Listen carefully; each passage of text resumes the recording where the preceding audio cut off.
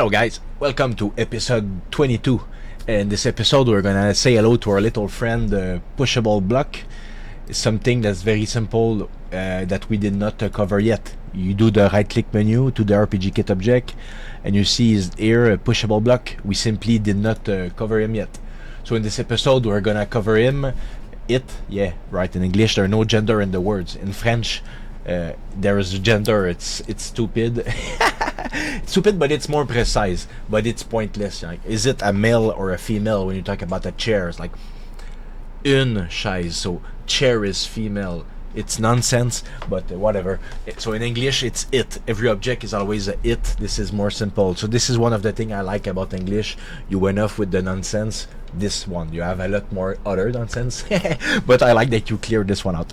Moving on, so we're gonna see this bad boy, the pushable block. We're gonna do a few puzzles with it just to see like how it moves, what we can do with it. We're gonna basically make the mechanics for it, and then we can reskin it, recycle it in scenes if we want to add puzzle later. So basically I just created this very small room. It's called like a puzzle one. I created it from the template scene. I use the same asset we already use for Mr. Mustache Man's interior house. Link in the description below. So I did not want to waste you guys' time. I just made this very small room. I moved the switchable layer away. Foreground just here because this is the doorway. I like this effect. Basically this is a solid square with a floor, you know. For now this is all it is, and I prepared board sprites. It's in episode 10. In episode 10 I show in a very much detailed manner how to import a second tile map and to resize it differently, so we can isolate like right here all closed door and all open door. So this way we're gonna be able to create some kind of a boolean depending on if you manage a puzzle or not. If you don't know how to do that part, just go to episode 10. I show how to create that sprite. I just use the same. It's very simple. So yeah. So now we're gonna go deep into a pushable block friend. Oh yeah, and this scene I just link it to a scene numero 1. It's simply you'll see later when we test it in the play button. You'll see where I put it. Otherwise, I don't want to waste people's time by painting this live. This is just a simple square. You already know how to do this, and if you don't know how to do this part with the door, look at episode 10. So I hope you enjoyed the episode, guys. We're gonna make some fun with the blocks. So yes, let's start, guys. We'll start by configuring the doors because we'll get it out of the way. So the closed door, we want to add a box collider 2D. So it's hard, you know, but yeah, remember at episode 10 we made the exact same doors. So if you missed the episode 10, or if you don't know how to do this like that, go back to see episode 10. Otherwise what we did is we re-imported the same tile sheet but with a different size so that we could isolate the full open and closed door, so we could use them with some sort of a boolean to turn them on and off. So now the doors, after you put a solid layer on the, after you put a box collider 2D on the closed door, you want to put them on the player layer. And since the closed door is player -1, the open door has to be player -2. Just trust me, otherwise the closed door will appear on top. So yeah. So then me, I want to place it in the middle, so I just align myself with the middle, and like, yeah, just gonna have to play around with the decimal right there, 7.5.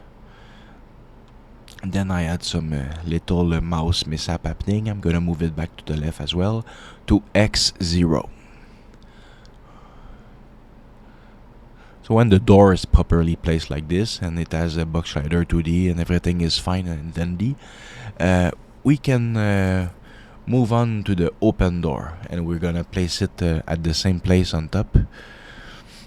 Right now, just before, I'm going over the fact that I had painted the full solid walls. So right now I'm just digging a few squares into the door so that when it opens, which means when the door sprite with the solid layer will disappear, you will be able to walk into the open door. So I removed the painted solid layer. So now I'm just putting this at the right spot. Since they're on the right layers, everything is perfect. Though we do notice that there is, since I just deleted what's behind the door, we see some blackness at the top and at the bottom. At the bottom, it's fine, it's supposed to have some empty below the door. But at the top, this looks very bad. So we're just gonna take the color from the wall that we removed. You can either just put back solid layer just at the two top parts, or you can paint with ground layer, or it's gonna give pretty much the same effect, because there's gonna be a teleporter anyway. You're never gonna see the player actually physically up to that point once he starts crossing the door. But we will put a teleporter. But for now, this looks good enough. I will look like what if I was to paint the floor? I should have taken the floor color really, because it's the floor color. But nah. Then I'm like, you know what? Control Z. This looks more realistic. Let's take it. Very few things in 2D games look realistic. When you see something that makes sense, you take it. And poor me is having a cold and a massive. Is it snoozing? I'm not sure. When you sneezing. So, but you guys are lucky you don't have the audio effect. But I lowered the sound anyway, but I still kept it in the French version. But you guys are spared. No sneezing for you, unless I sneeze during the voiceover. So now this was a massive sneeze. I put hold on. So now I'm like, sorry about the massive sneeze. Now we're gonna be fine for the rest of the episode. So I spawned the player start just because I don't want to spawn in the middle of the room. Then I put the box closer because I'm lazy. And now I'm saying, like, you know what, we're gonna put a trigger to open the door and stuff, but let's not start with that. Let's start with familiarizing ourselves with the block. Now I remove the block and I spawn a new one, just so that you're sure, like, this is the same block, like a magician. Look the deck of cards, this is the same card. It's a joke, but what I meant to say is, look, I right click to the RPG kit, I spawn a block, and this is the block with the kit. Look, what's happening with the layering? Is this like a Rem picks a job as a duck, the guys that move stuff? No, this is not normal, and you see shadow on the top. So this is just the layering seems to be inverted. So my wild guess is that this particular change was done like, whoops. It's very simple fix. Just invert this, and then you select the top, and the top you invert it as well. And now this is only the only thing that was visually broken with the block. Now it looks normal. Your feet in your shadow is below the top, and so you really need to do this. Okay, so Arjam, if you hear this, that's weird. Just invert it in advance so people don't have to do it. Otherwise, you guys that see this, just do it like I just did. You invert the things and it's fine. But now we do see there's some stuttering, right? The stuttering is weird, and we're gonna investigate, and we're gonna find the problem, and we're gonna solve it. But now let's look at our body, the pushable block. So I click on it, and then you see, oops, I'm gonna pause the game, otherwise it's pushing the information I want. Speaking of pushing away, I'm gonna move my big face because I need to see this, and I will not use the animation thing in this episode, so I just put my face there. That's fine. At the end of the day, would you prefer a no cam, no mic ND? I don't think you would. I force myself to get the cam just so I don't get called a no cam ND. So now I look at there's multiple move directions on the block. Either left, right, up, down, or horizontal, or vertical, or all of the above. Okay? Let's not get crazy about the names. What's important is you understand either one directional, or either an axis, or all omnipotent block. Well, not you cannot do diagonals. Yeah, whatever, not important. And then there's a wait time and the move speed. I'm gonna get the wait time out of the way right now, because I think that's it's something that's there for very specific uses. Like, let's say you want I could give you examples, but I'm not. I'm gonna look. Well, I look at the demographic of the age of people watching my channel, and you should get it. You know, in like a Wolfenstein 3D, certain walls you had to push, and then they would something would activate, and there's a secret area. So you can do like, oh, you need to push for, let's say, 3 seconds on a certain part of the wall, and then something will happen. You will push the wall. So you can reskin a pushable block into a piece of wall and make, like in Wolfenstein 3D, a super nice thing.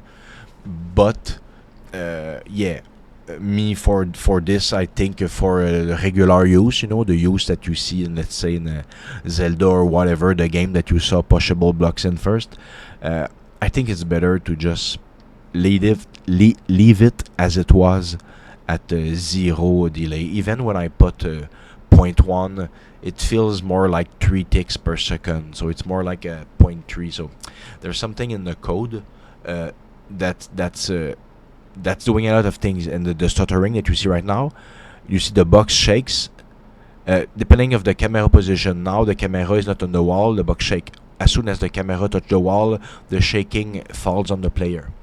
So now this tells me that there's a relation between the camera, the player, and the movement of the box, and there's some kind of a delay or a desync or something that is not quite alright there. So what I'm gonna do is I'm gonna pause it there. I'm gonna take a look at the code, and then I'm gonna give you guys my opinion or the fix. And spoiler alert, it's gonna be a fix.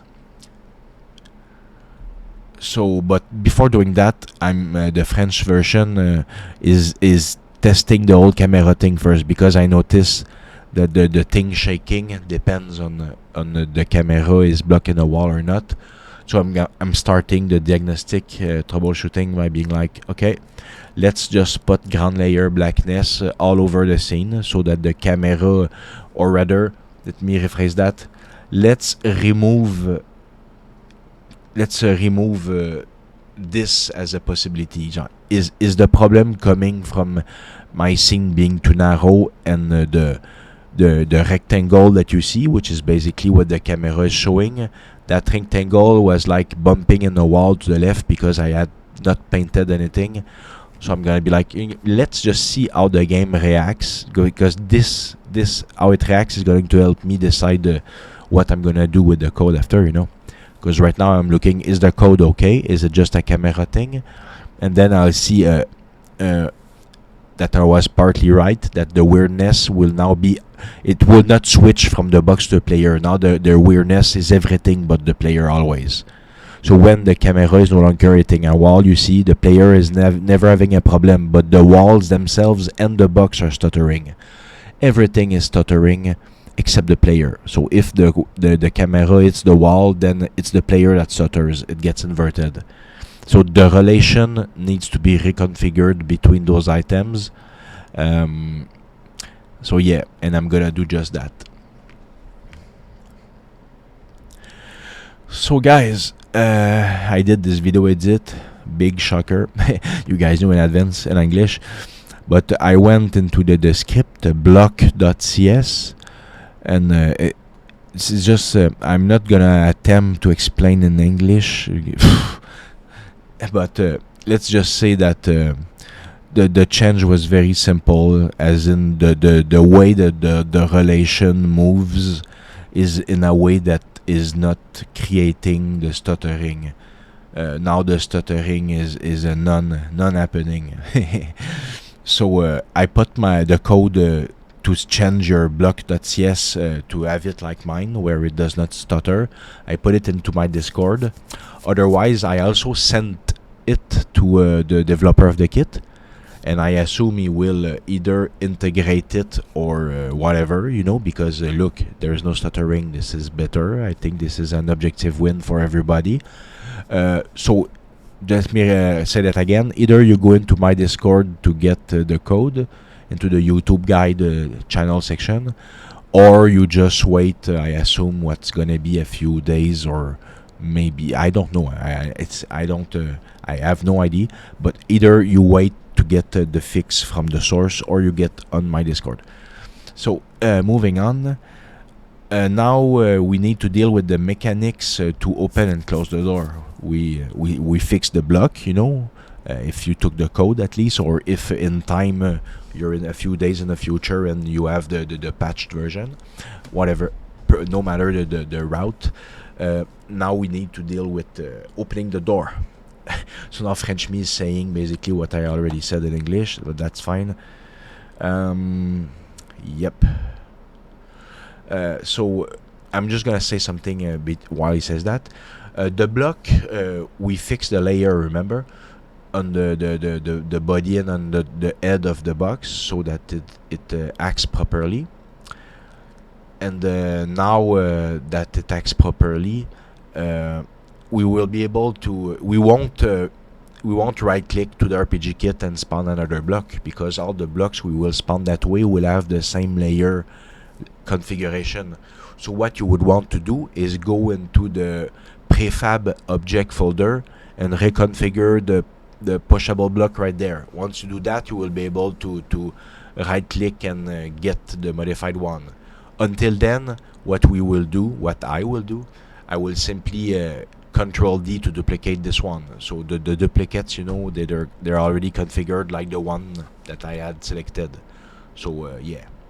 But off camera, I did change the prefab, but I'm just telling you guys orally. So now I'm placing a few blocks, and I'm looking. Oh, yeah, you see that the layering disagrees with the block being in front of this type of door. You would need to modify the layer of the block. Instead of player -1, you would want to put player 0, perhaps, and then there would not be this strangeness with the door. Otherwise, I don't intend to put one in front of a door, so I will not right now change the layering. You guys do it if you want to put it that way. But do know that as of vanilla state currently, the block have no limitation. You can push them into walls and into whatever what you would want to do in a scene or in a game or whatever. Is just to modify it slightly to say you cannot be pushed past those coordinates, There are multiple ways to do that. You can just configure the mask layering, but I feel like this is something much more advanced and not suited for this entry level to Unity. So I'm not gonna show you guys the whole thing about the mask layering and stuff, but instead just do like I said. It's the simple way. It's the way. Life's too short. Need progress. Don't time to to care. So I'm placing the boxes, and once I'm done placing them, I will deep dive into configuring them. I don't want all of them to move in all directions. Otherwise, it would not be much of a puzzle. It would just be like break the place. So you see, it has a is movable check. So I remove it. Means it cannot move. So right there, I'm saying these two blocks, I don't want them to move. This one, I only want it to move left. You can do stuff like that. This one, I think I'll put it right only. So I'm like, oh, if he enters through left, maybe he wants to come out from right. It's just, it's not it's not important. You do your puzzle, you do you, and I do me. It's okay. Then this block here, well, whatever. I'm not gonna shot call every single block. Just look what he does. But at the end, do know that I'm gonna modify slightly their position, because I'm gonna be like, oh, you move a box and you'll be able to walk. No, not quite. Rem is slightly higher than a box, because Rem has a head and stuff. So you will want to move slightly the box to have more room for the player to move. And also, there's a weird behavior that happens when the boxes are too close. It will push. So yeah, just keep watching and look how I will modify the Y chords of a certain box, so that the player can move and so that they don't clip together. Yeah. So now I'm pretty much almost done choosing which box move which way. He's having a big brain. Like, how should I do this? But at the end of the day, this is just showing you how the box work, and it ended up being like, oh my god, there's so much stuttering on the boxes. This is weird. Maybe when he made them like 4 years ago, it was fantastic, but Unity got patched so many times since then that the behavior, the relationship, or the whatever, something desync somewhere. So yeah, no, now the the new code that I made is fixing that problem, and I really recommend that. Well, depends. If you're in the future, it will already be patched, and you'll be like, what are you talking about? But anyway, if you're in the future, you will see the stuttering I was talking about. You will see it in this video. Yes, you will see it. It was a thing. And if you did not patch your game for like months or years, your kit, I mean, then yes, you definitely have stutter on your boxes, and you should get the code or the patch. You should update your kit to get the 4.3. Actually, to get the multi-save slot, but by that time you will have all the patches in it. So now I put the invisible NPC into the wall, just like I always do when I want to put mechanics that are based on a dialogue choice, because why not? So I put Mr. Mustache Man, I turn him to default layer just so we don't see him. And then I'm gonna just put a yes no choice. But don't forget, if you've seen previous episodes, we need to configure triggers. Even if the guy says no, I don't want to open the door, you still need to manually close the dialogue. So yeah, don't worry. This episode is kind of short and very few problems. So just keep watching. Portrait. We will not put a portrait. I know in the past I've put portraits everywhere. I think I was in a zombie mode. You don't need to put portraits everywhere, especially not on a bed. And now I'm not gonna put one there because I don't want a portrait for a handle for a door. And now, however, you need to put 2 asterisks. I'm not sure if that's the name in English. In French, they're called asterisks. Whatever. So you need to put 2 of them, otherwise it's not. It's gonna say like don't get an element of the portrait, but this line placeholder, so that the system, the order of thing works. The text won't appear in the place for the name of the person and stuff like that. Just the order of the text where what goes where. So now I put the trigger on both if he says yes or no. And I just start by trying. I'm gonna try something. It's gonna end up not working. So just save you time. Put game object, then set active boolean. So basically, you're gonna deactivate the NPC if he says no, and you're gonna deactivate the NPC if he says yes. Just my French counterpart was trying options I had never tried before, like.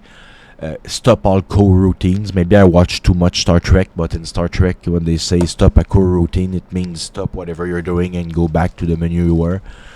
No, it doesn't work that way in Unity. Damn you, Star Trek.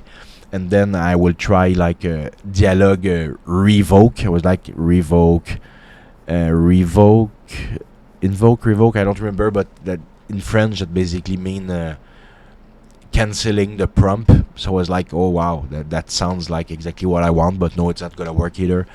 So I suck at English.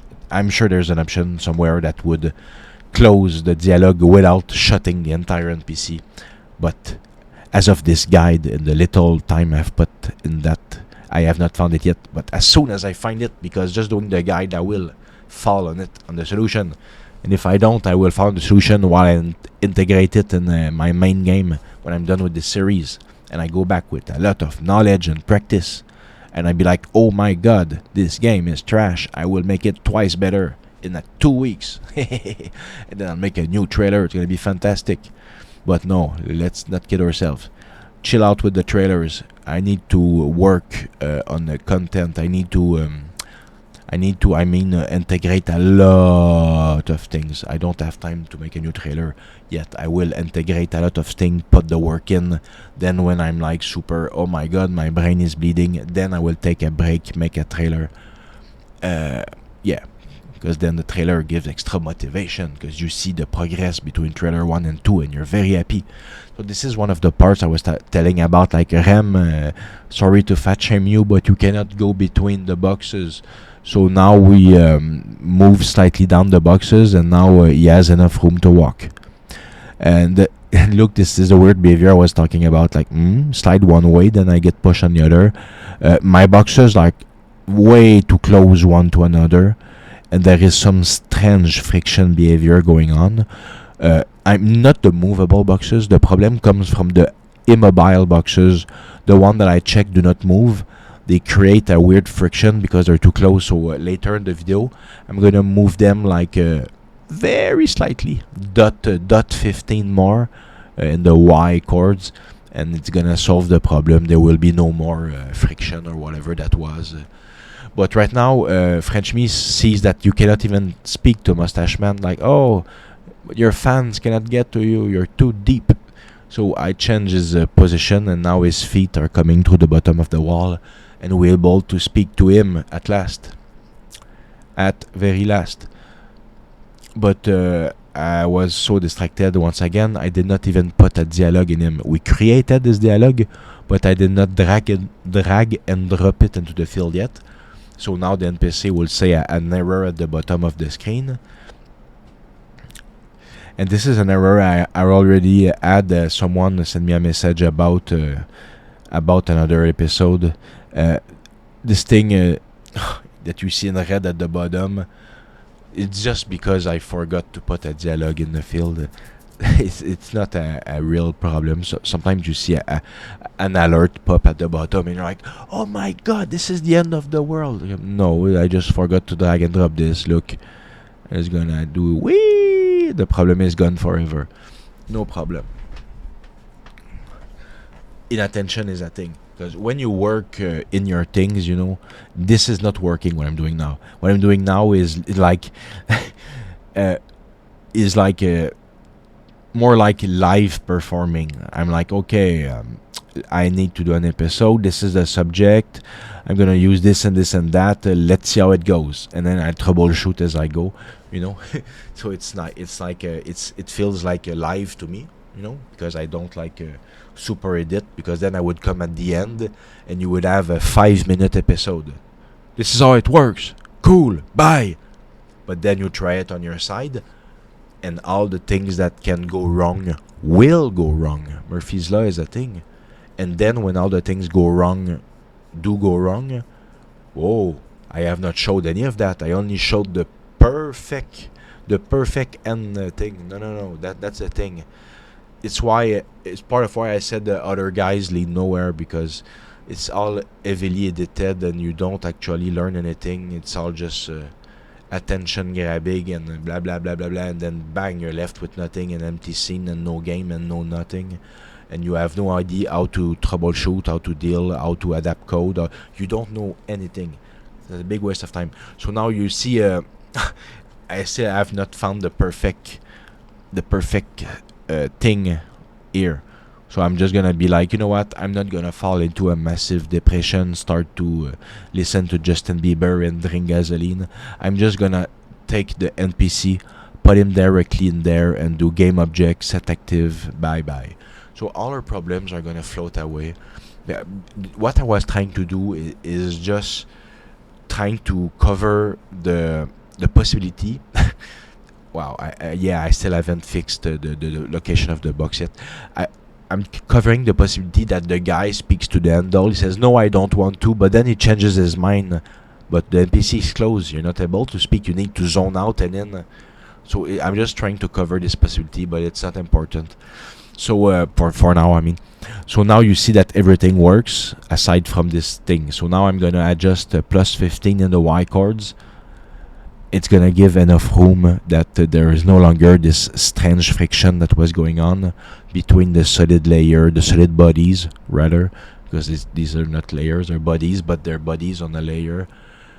Whatever, okay? My brain is just gonna die if I think too much about details. What's important is that I move them and that now it's all good. Yeah. We're not gonna go into the next door right now, because this episode is already half an hour long, and it was not a big episode, but it was important because the pushable blocks have been there since forever, and they've been stuttering since forever. So now I invested the time, and you guys have the fix. You can go to my Discord or just wait for the developer fix, which will be probably soon. And then next episode or the one after, whatever, we will use the what's on the other side of that door to show the next thing that we still have to show, because we still have a couple of things to show. So we will use that door, just not now, because let's wrap this episode up. One half-hour episode, I think, is decent. I miss those. They're so easier to do and so much more motivating. Like, oh, I have to do a voiceover. Yeah, well, half an hour, it's not so bad. It's not like 1 hour and a half voiceover where how am I gonna remember what I was saying, what I was. So yeah. So now I'm just saying, like, you know what? I am going to show you where I put that scene, though. That scene, I just put it in the scene number 1.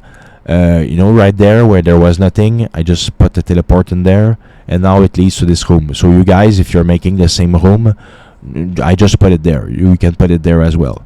So now we see there is no longer the monkey business with the blocks.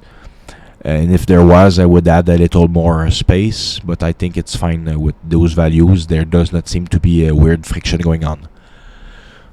So like I said, don't forget to put the scene in the build settings too. What else is there to say? I think that's about it, guys. You're all big boys and big girls. You all know how to do all of this by now. So I thank you very much, and in the next episode we will see something else, perhaps the other side of the door or something else altogether. So see you. So hi everyone, thank you very much for staying until the end of the video. I like to take this time to ask you to please go on Steam and wishlist my game. Also, you can go on Twitch to see me doing some live development occasionally. If you're a super Chad or super Chadette, you can do additional support on Patreon. Otherwise, please like and subscribe. Those are really what I'm looking after, because I need to reach 500 subscribers to even be able to get some sort of income from YouTube. Until then, I'm doing this all for free. So thank you for subscribing very much.